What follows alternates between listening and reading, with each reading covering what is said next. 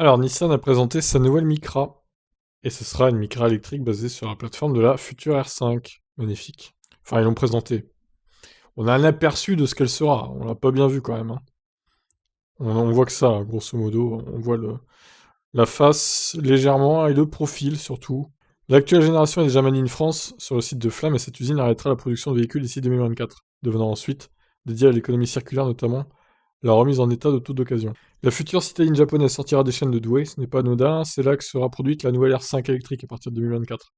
Selon le nouveau fonctionnement de l'Alliance, où a été mis en place un système leader-follower, une des marques gère le développement d'une base, partagée même ensuite avec le reste. La future petite Nissan, pas sûr qu'elle s'appelle Micra d'ailleurs, va donc avoir les mêmes dessous que la R5. Pour celle-ci, Renault est en train d'adapter la plateforme CMF-B, déjà utilisée par Renault et Nissan, sur les Clio et Capture notamment. La CMF-B sera transformée pour être compatible avec l'électrique et recevoir notamment une batterie d'environ 50 kWh pour une autonomie maxi de 400 km, à peu près comme la Zoé actuellement.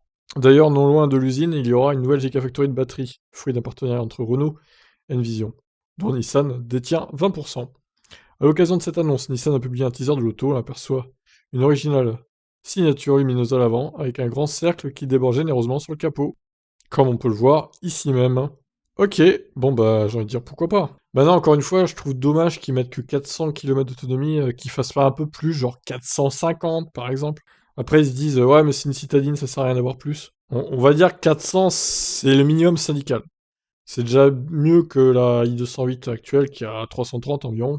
Là, c'est vraiment trop juste, hein. Mais je pense qu'elle aura plus que 50 kWh parce que pour avoir 400 km d'autonomie, quand même, il faut au moins 53, 54.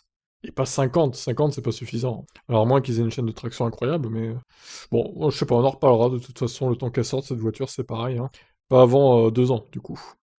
Voilà pour ça. Je vous laisse réagir. Ciao.